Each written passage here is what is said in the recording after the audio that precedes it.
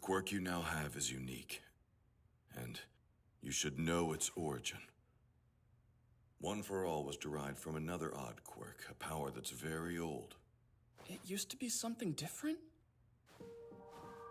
The name of that quirk is All for One.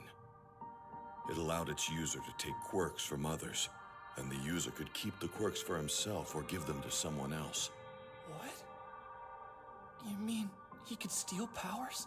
This was back when quirks were just starting to show up, before society had figured out how to deal with the newly powered among them. When quirks first appeared, suddenly it was impossible to say what it meant to be a normal person. Laws and human rights were hotly debated. Civilization's progress stalled. Society decayed. If superpowers had never appeared, then humans would be taking interstellar holidays by this point. I remember hearing that from someone famous. Right. During that chaotic period of change, there was one person who managed to rally many people together. He went by the name of his power, All for One. He stole quirks from others.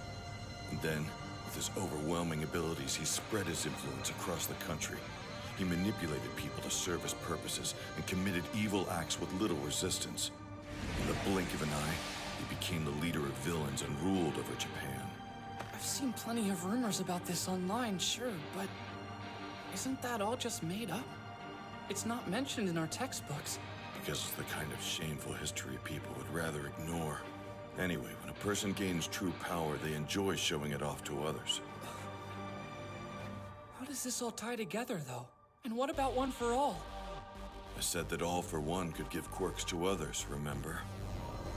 He made people trust him or submit to his will by altering their abilities. But apparently, there were many poor souls who couldn't bear the burden of the quirks they were given. They became like mindless living dolls, incapable of speaking. Just like the Nomus are. Meanwhile, some quirks actually evolved as they were passed on, some even combined with other power sets. This evil man had a quirkless younger brother. He was small and sickly, but he had a strong sense of justice. They couldn't have been more different.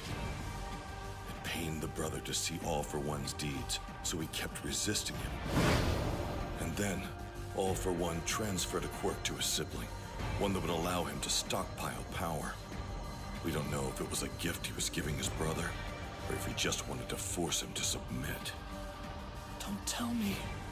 Yes, even though everyone thought he was quirkless, turns out the brother did have a quirk, though even he hadn't realized this to be the case. He had a useless power that only allowed him to pass on quirks. And so the stockpiling ability merged with the younger brother's power. And that is how One for All came to be. I've always found it ironic that justice so often spawns from evil. Wait, hold on! I understand how One for All came about now. But this bad guy must be long dead by this point. So why are you bringing him up? One who steals quirks has no limits. Anything's possible. There are quirks that halt aging. He probably has something like that. The symbol of evil seemed pretty much immortal, but the state of the world at the time and the huge difference in their combat abilities. The younger brother decided to entrust this new quirk to future generations. Even though he couldn't defeat All for One, he hoped One for All would continue to grow in power until it was strong enough to stop his older brother. Eventually, it was my turn, and I managed to defeat All for One. At least that's what I thought. But he survived, and is now back in action as the brain behind the League of Villains.